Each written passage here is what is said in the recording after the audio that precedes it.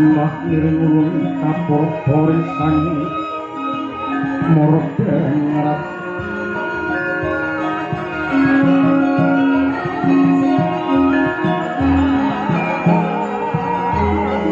sahangalekan yang kanang sehing pasir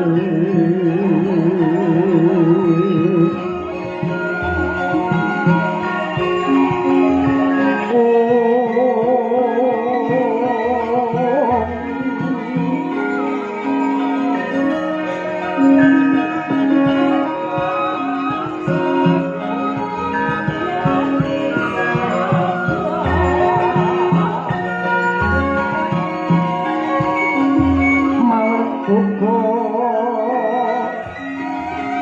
sawatung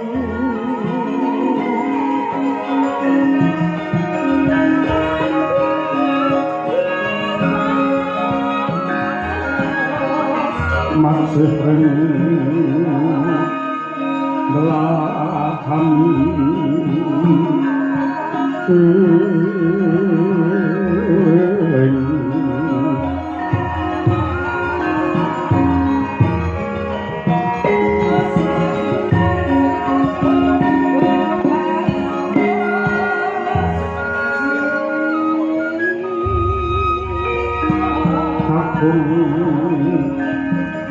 Pinujeng hari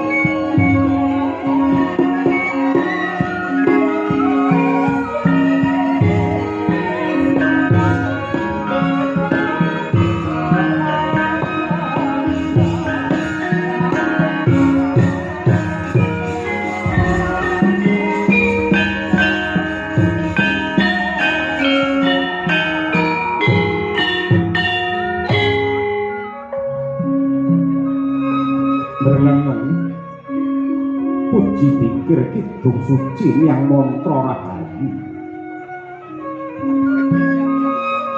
mijil saking sangya para titah ingkang angling gomordwas maning Gusti ingkang maha nasa mrihwana asuki ingkang ladya mangesti darmaning kabudayan mrih rahayu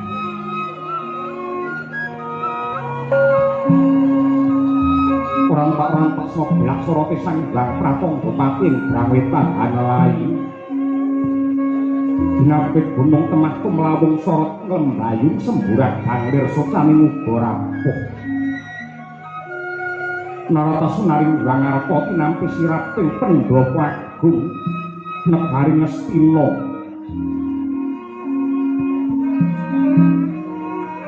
para Pandhawa ing nalika den tundung saking Praja Ngastina samangke wis babat alas tetep tekun satemah katekan dikantuk nugraning Gusti ingkang nama nenggih negari Ngendraprasta ya negari Ngamarta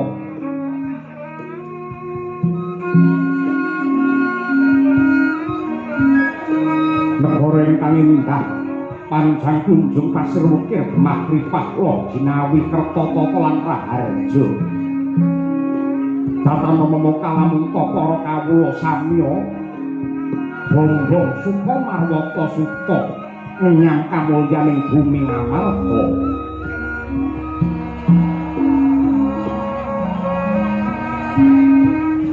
anane mung tentrem tata pimpilan rahayu awit kasembuh pangaribawaning Sang Nata tetungguling para kadang Brata Pandhawa ingkang jejuluk Sri Puntadewa ya Prabu Yudhistira Ajata Satru Darmaputra ya Risang Dwijakampa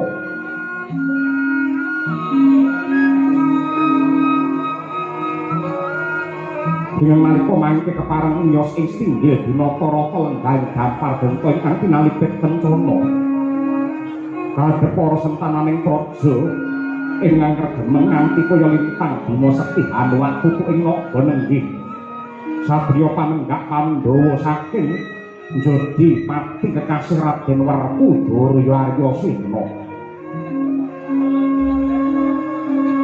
dateng kantun pasidaning panengah Pandhawa satriya ing Madukara kekasih Raden Arjuna ya Raden Janaka ya Raden Permadi ing jawian derpasebaning para nayaka dereng angka sang nata kepareng medhar pangandika ketatak ebak ingkang murasida Agung Praptani Narendra Agung Darawati miwah Mandura Sri Bathara Krasa miwah Sri Baladewa datang kantun swanira nenggih Ponokawan mijil saking Klampis Ireng Kiwrah Semar Badranaya Risang Ismaya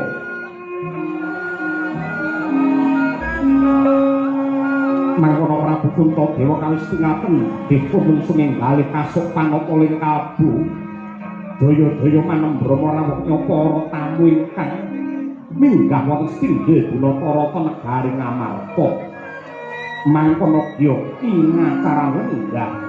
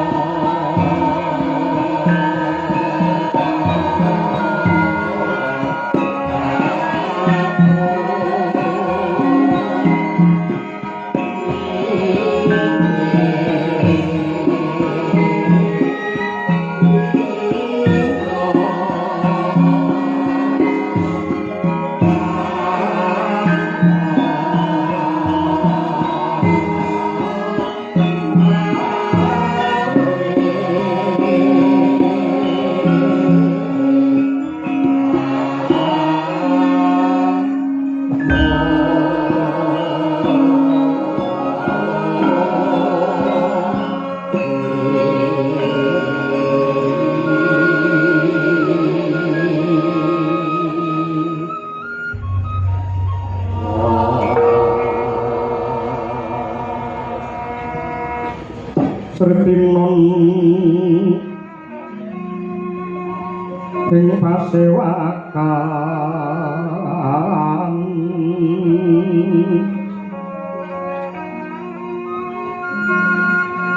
busana maneka warna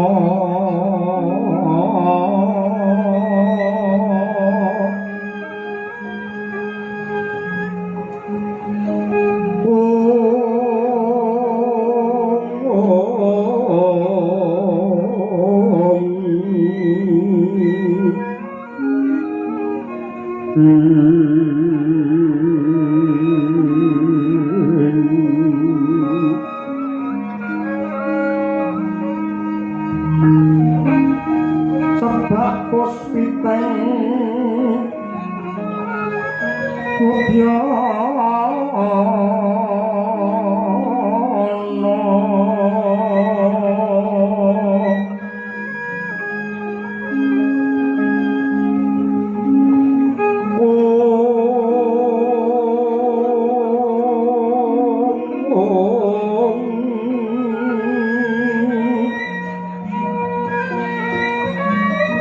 Miang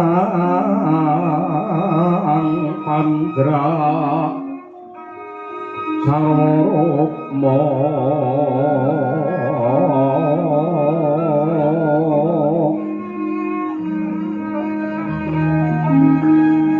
Renggeng Manik Mawa Ratno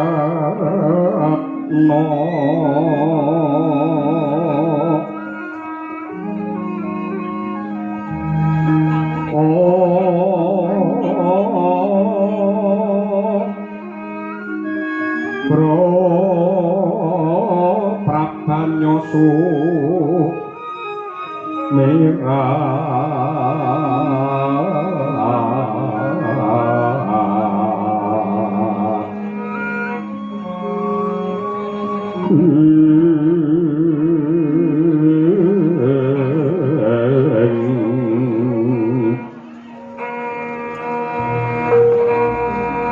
penyaring kejoliwaran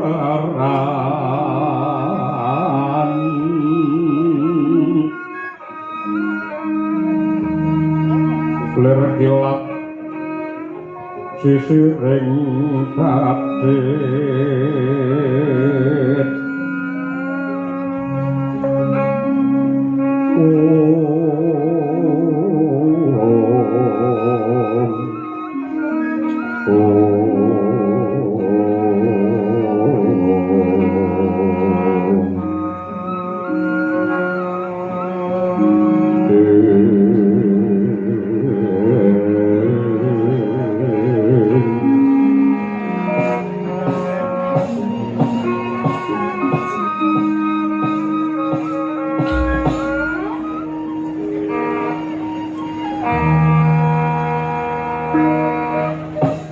Iwang Suksma diluwih muga paring pepayung pring kanjuwananing ingsun satemah ndabar pepadanganing jagat ngamarta kawula nuwun sewu Koko Prabu Ndarawati sarawuh paduka kula ingkang rayi minangka sulihipun para kadang Pandhawa ngaturaken pambagi panakrami mawan tumanto kunjuk wonten ngarsa paduka jeneng Koko Prabu Ndarawati malah yo jagat yo dewa yo Bathara inggih Yayi. Sanget anggen kula nampi dening antos semanten pakurmatan ingkang paduka paringaken dumateng ingkang raka ing Dwaraka boten langkung. Salam paklemipun ingkang raka kunjuk wonten ngarsa paduka Yayi Puntadewa. Kawula inggih Koko Prabu Burawalan anggen kula mundi tinampi tangan kula kalih mugi andadosaken jimating gesang kula. Koko Prabu Mandura sarawuh paduka kula ngaturaken pasegahan panakrami kunjuk. Walah inggih Yayi. Sanget panampi kula dening antos semanten sih kadarman saha pakurmatan ingkang paduka paringaken dumateng ingkang Raka ing Mandura. Dasaripun wilujenging kala niring sambika langgen kula sowan salam taklimipun ingkang Raka Mandura kunjuk wonten ngarsa paduka Yayi Puntadewa. Kawula inggih Koko Prabu Burawalan anggen kula mundi mugi andadosaken jimat ora keri panjenengamu Kyai Semar Badranaya mara gage diprayogakne anggenmu pinarak lenggah mbegek ugek sadulita melae ngaturaken panuwun sinuwun Prabu Puntadewa dene mekaten Anggen dika paring pakurmatan dumateng dapure kula pun Ponokawan Semar. Mboten langkung salam taklim kula ngunjuk wonten ngarsa paduka sinuwun. Yo Kyai Nayantaka ndak tampa tiba sepadha-padha. Ora liwat diprayogakake anggene pinarak. Matur nuwun pangraos boten kirang sekeca anggen kula ngabiyantara. Kawula nuwun sewu. Koko Prabu Ndarawati, Koko Prabu Mandura lan panjenenganmu Kyai Semar Badranaya. Awit pangestu paduka lan ugi sinurung cancut gumrebutipun para kadang Pandhawa ingkang nalika semanten babati Wanamarta satemah pikantuk sih kanugrahaning Gusti ingkang awujud negari Kencana ingkang endahipun kados mekaten nenggih negari Ngamarta utawi negari Indraprastha ingkang tetela kagunganipun pukulun Bathara Indra. Lan salajengipun awit saking pangestunipun para sepuh sarta sinurung manunggaling tekad saking para kadang miwah para kawula satemah anetepaken kula pun Puntadewa mongko dados ratu wonten negari Indraprastha mriki. Nanging nuwun sewu, sasampunipun kula ngenyam kawibawan jumeneng mongko dados ratu jebul boten jumbuh kalian pengangen-angen boten cocok kalian panggonta. Karana menggaing kula dados ratu menika awrat sanget tanggal jawabipun tumrap kamulyan sarta kawibawanipun negara lan ugi para kawula Koko Prabu. Dalah inggih kasinggihan dados dawuh paduka Yayi Puntadewa menika saestu leres. Langkung-langkung nuwun sewu. Langkung-langkung ing jaman sakmangke menawi pimpinan menika tumindake apik dianggep golek pangalembana, yen tumindake lepat utawa tumindake kleru kabeh wong sak negara mesti padha maido. Mila dados ratu mesti sarwa ewuh pekewuh anggenipun anetepaken dumateng tumindak lan pakarti. Karana saperangan tiyang ing jaman samangke mboten gagas perkara bener luput lan apik elek ning mung bab seneng karo ora seneng. Mung bab seneng karo ora seneng, yen pancen seneng ling ngalembana prasasat kaya sundha langit, ning yen mboten seneng mbok apik kaya apa mesti tetep elek. Yen wis ana tembung pokoke niku sing marai judeg, niku sing marai bingung. Pokoke aku seneng iki, liyane iki aku ora seneng. Anggere tembung pokoke ngoten niku wis kabeh mesti kalah niku mangke. Niku saestu. Ah. Nuwun sewu kula Semar tak nderek sumelawatur. Pancen menika leres dawuhipun para bendara kuling nembe kemawon kababar. Pancen jaman niki jaman sing angel. Nanging menawi saking pamanggih kula dados ratu utawi dadi pimpinan niku mboten perlu menggalih anggone dadi ratu disenengi karo wong akeh apa ora. Entuk pangalembana apa malah dipaido niku mboten baku ning ratu kudu tansah ngandelaken raos ingkang ikhlas lan sabar nampi dumateng kanyatan ingkang baken lambarane tetep tekad ingkang suci sepi pamrih rame ing gawe kanthi sakuwate tenaga lan sagaduke pikiran tansah nandur kebecikan ingkang piguna tumrape bebrayan tanpa gagas pangalembana apa panyedha ning sedaya mung dipasrahake dumateng wasisane Hyang Agung merga ya mung pangeran sing menang wiji lan ngoleh-ngolehi dumateng tumindake menungsa yen pakem kula tek ngoten to sinuwun Hanjrah ingkang puspita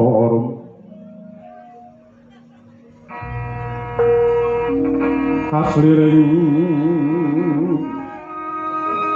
samiron ombre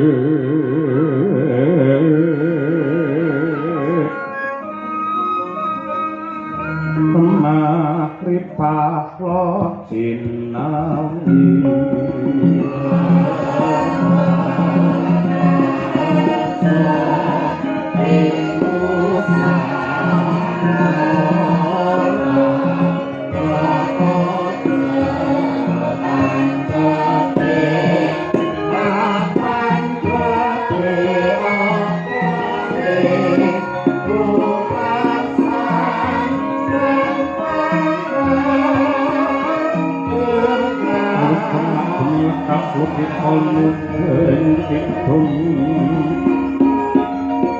Kadung kadang amomo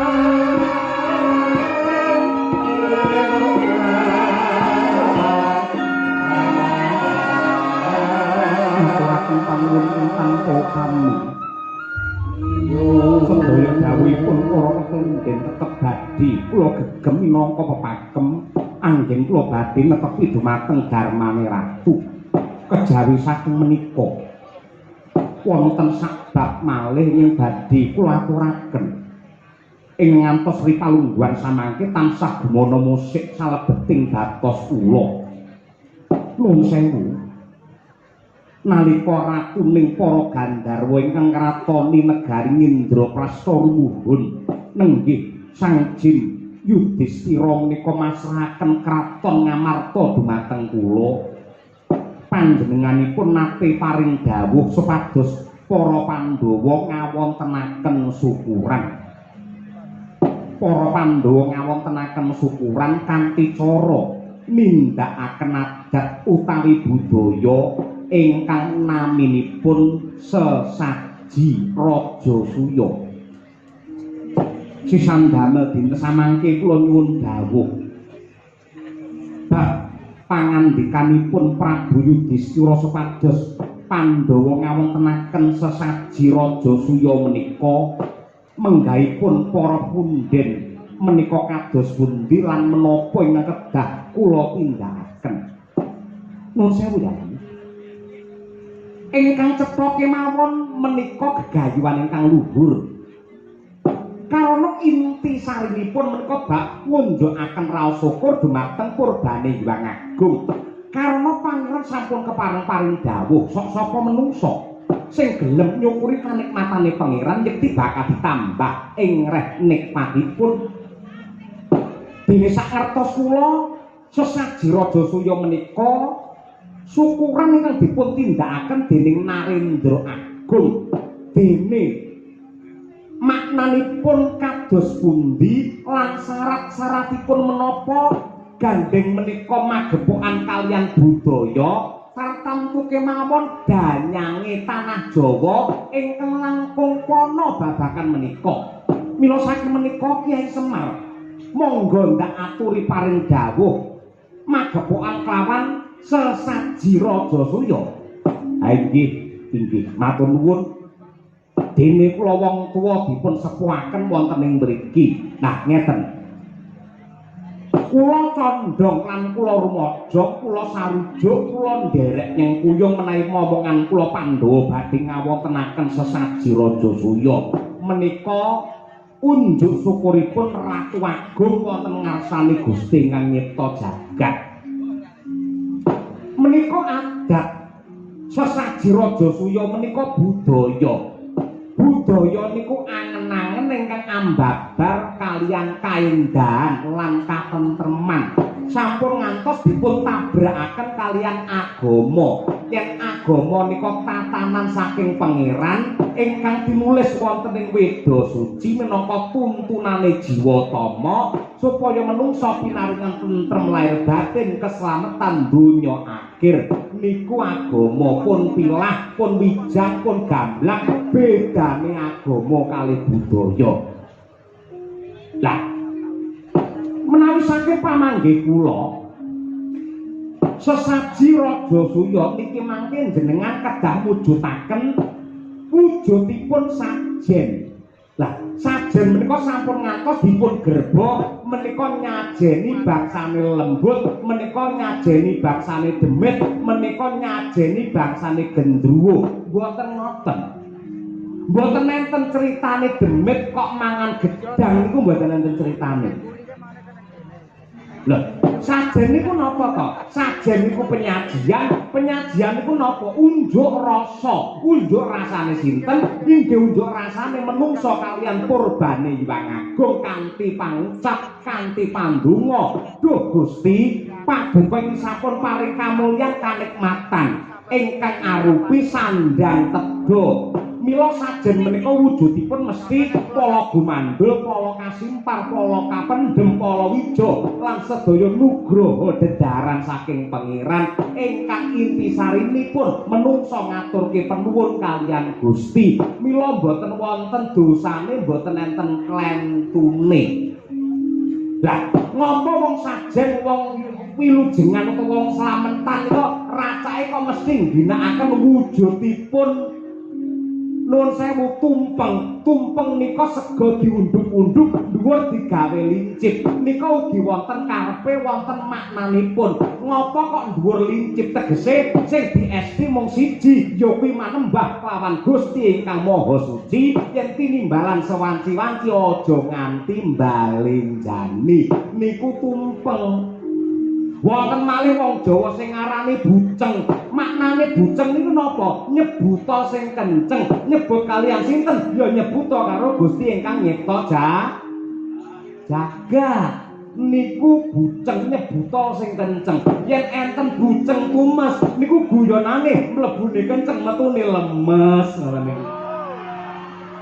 Ngoten niku. Paham, jenengan paham ngeten niku. Mlebune kenceng metune lah. Sing biasane ngono ki wonge teko. Mula aja sok maido karo adat, aja sok maido karo budaya, aja sok ngarani iki musyrik, iki syirik, iki haram. Mergo sing diarani syirik lan musyrik niku boten gumantung saking tumindak lan wujudipun babak ingkang wadak ingkang ketingal wonten ing mata. Ning menika mapanipun wonten pikiran utawi atinipun ingkang nglakoni. Dadi wong liya mboten saged banjur ngoleh-ngolehi kuwi dosa, kuwi sirik, kuwi musyrik, kuwi haram. Niku mboten saged mergo sing ngerti ya mung sing nglakoni. Sok-sok ana sing ngarani nuwun sewu. Aja gelar budaya. Budaya niku ora nek gandenge karo agama, ora dituntunake karo kitab suci. Ning nuwun sewu. Nuwun sewu kok iso ngarani ngoten niku dasare napa kudu tetok. Aja nonton gamelan, aja nonton wayang. Wayang ki haram. Lho, pancen bener yen sampeyan nanggak gamelan niku pancen ana sing ngarani haram bener. Yen ora percaya, gong gedhe niku sing saka perunggu niku mangkletak mesti haram niku.